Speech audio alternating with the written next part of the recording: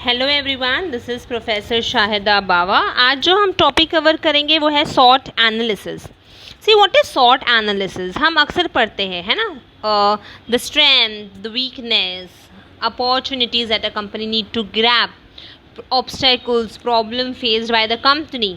तो ये सब कुछ क्या होता है? दिस इज नथिंग बट सॉट एनालिसिस। ठीक है, तो strength, weakness, opportunities, threats analysis facilitates करता है internal factors and external factors हर एक बिजनेस का, जो कहीं ना कहीं किसी न किसी वजह से अफेक्ट होती ही है।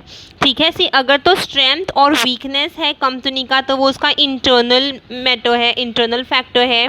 अगर अपॉर्चुनिटीज़ और थ्रेड्स है तो वो जनरेट करता है एक्सटर्नल फैक्टर्स, है ना। अगर स्ट्रेंथ और वीकनेस है तो वो इंटरनल, जैसे मैंने कहा, तो company can bear, company can control. But when I speak about the weakness and the threats which is the external factors, तो this is not bearable, this is not controllable, this is unpredictable. Alright, अब हम इसको detail में करेंगे। What are the strength, what might be the weaknesses, what are the opportunities and what can be the threats to a company. What the strength? First of all, see, firm's strength are its resources and capabilities, है ना।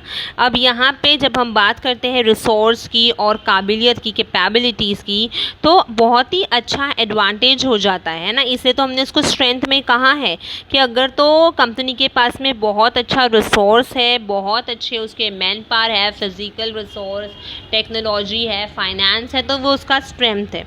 Okay, तो वो कुछ भी competitive advantage gain कर सकती है।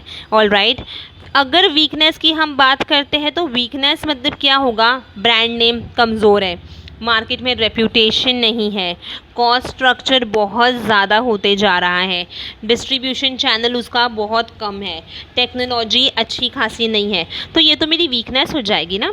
तो absence of certain internal factors में be viewed as weaknesses, right. अब अपॉर्चुनिटीज़ है तो अपॉर्चुनिटीज़ तो कहीं ना कहीं हमें ग्रैब करना है, क्योंकि यही अपॉर्चुनिटीज़ हमें ग्रोथ एंड प्रॉफिट में काम आ सकती है।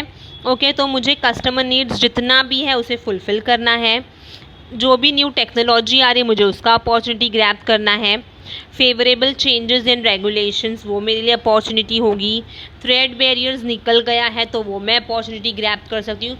तो मुझे देखना है कि मार्केट में क्या कुछ चल रहा है, उसके हिसाब से मुझे अपॉर्चुनिटी क्या करनी है, I need to grab those opportunity. जब हम थ्रेड्स की बात करें तो सी थ्रेड्स ऑब्स्टेकल्स प्रॉब्लम्स है, तो कहीं ना कहीं मुझे इसको क्या करना है, हटाना है। अब ये किस तरीके से हो सकता है? चेंज इन कंज्यूमर टेस्ट, है ना, emergence of substitutes product, new regulations coming up, imposition of trade barriers, तो ये सब कुछ तो मेरे लिए थ्रेड्स हो जाएंगे, है ना। तो ये मेरे लिए ऑब्स्टेकल्स है, ये मेरे लिए प्रॉब्लम्स है। तो यहाँ पे जब हम कंपोनेंट की बात करते हैं, स्ट्रेंथ और वीकनेस जो है कंपनी सॉर्ट आउट कर सकता है। एक्सटर्नल फैक्टर्स में अपॉर्चुनिटीज़ और थ्रेड्स है, बहुत ही सोच समझ के ऑब्स्टेकल्स को फेस करना है और अपॉर्चुनिटीज़ को ग्रैब करना है। यही था हमारा सॉट एनालिसिस। अब देखो, हम इसको थ्रू डायग्राम देख लेंगे।